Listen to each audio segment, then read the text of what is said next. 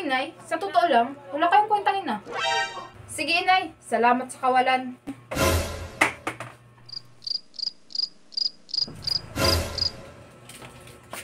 Inay, ang tagal niyo na lang dumating, nagugutom na ako.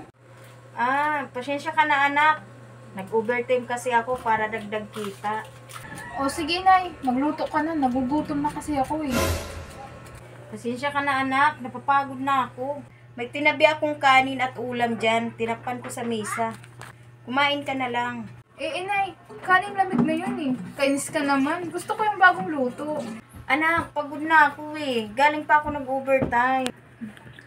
Kainis kayo, nay. Sige na nga, tulog ko na lang tong gutom ko. Anak, saglit lang, magluluto na ako. Wag na, wala na akong ganang kumain. Walang kwentang ina. Hirap naman ang sitwasyon ko. Single mother. Ako na nga ang tatay. Ako pa ang nanay. Ano ba to, inay? Magkakape ako. Puro na hugasin yung baso at kutsara. Anak, baka naman pwede maghugas ka muna ng gagamitin mo. Inay, obligasyon mo yan bilang nanay na maghugas ng mga hugasin. Inay, aalis kami ng mga kaibigan ko. Yung paborito kong damit na susuotin, labahin pa. Ano ba yan, inay? Anak, pasensya ka na. Alam mo namang sobrang busy ako sa paghahanap buhay. Alam niyo, nay, sa totoo lang, wala kayong kwentang ina.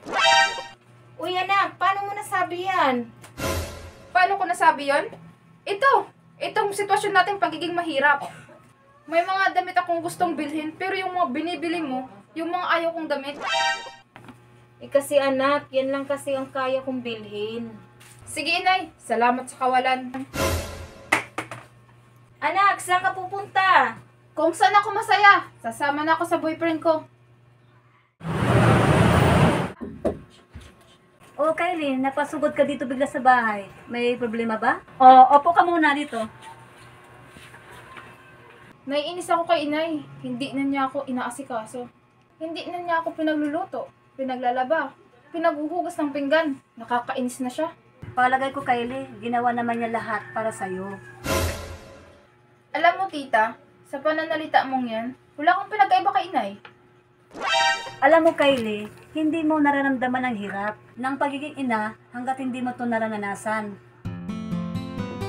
Tuluyan na nga pong sumama si Kylie sa kanyang boyfriend at nagkaroon sila ng 2 anak. Kaya lang po, unti-unting nagbabago ang ugali ng kanyang boyfriend hanggang tuluyan na nga itong sumama sa ibang babae. Ang hirap pala ng pagiging isang ina at maging isang single mom. Habang nag-aalaga ako sa anak ko, sinasabay ko rin ang gawaing bahay. Tapos kailangan ko pa mag-online business para mabuhay kami ng mga anak ko. Matulog na kayo. Maghuhugas pa ako, maglalaba pa ako. Ang dami ko pang gawain. Sige na, matulog na kayo. Tao po, tao po. Inay, kayo po! Maraming salamat po sa Panginoon at nahanap niyo po ako. Inay, patawad po sa mga nagawa kong pagkakamali sa inyo. Sana mapatawad niyo po ako. Anak, anong nangyari sa inyo? Anak, ano bang maitutulong ko sa... Inay, naranasan ko na ang hirap na naranasan mo. Bilang isang inay at isang single mom. Tama ang kasabihan, hindi mo maramdaman ang hirap ng isang ina hanggat hindi mo ito maranasan. Anak, magsimula tayo uli kasama yung mga apo ko.